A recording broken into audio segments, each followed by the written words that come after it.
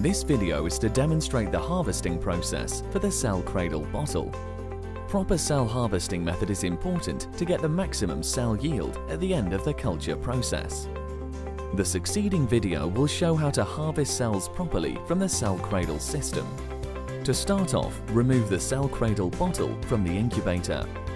In the biosafety cabinet, uncap the bottle and place the blue vented cap into the Petri dish to ensure sterility. The strainer is autoclavable. Keep in mind, after the whole process of cell harvesting, the strainer should be autoclaved. Using the strainer, drain off the spent culture media into the waste beaker.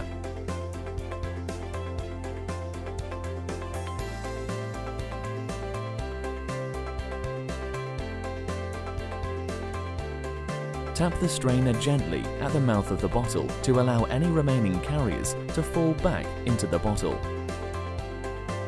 The following rinsing step should be done twice.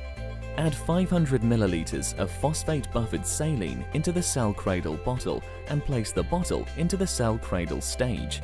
Next, set the following parameters. Gentle rinsing of cells ensures that only the serum and non-viable cells are washed off. This step is to increase cell viability during harvesting. The speed for the up and down rate should be set at 2.0 millimeters per second, and the top and down holding time should be set at 0 millimeters per second.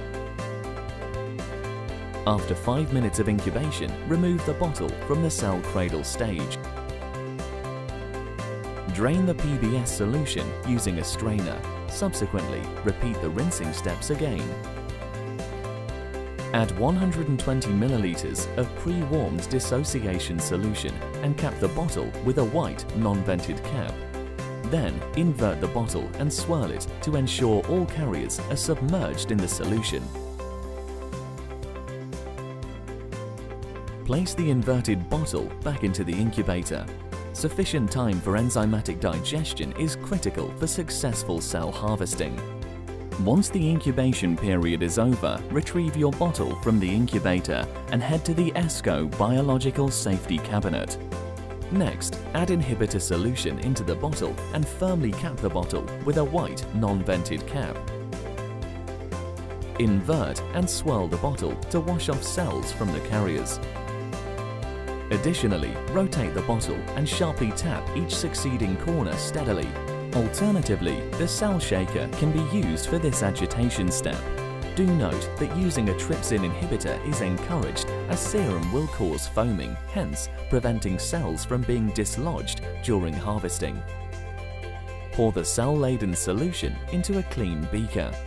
Finally, transfer the solution from the beaker to the centrifuge tube to spin down the cells. Obtain the cell pellet after centrifugation. The harvesting procedure should be done 3 to 4 times. Please refer to the protocol provided. This video is for demonstration only.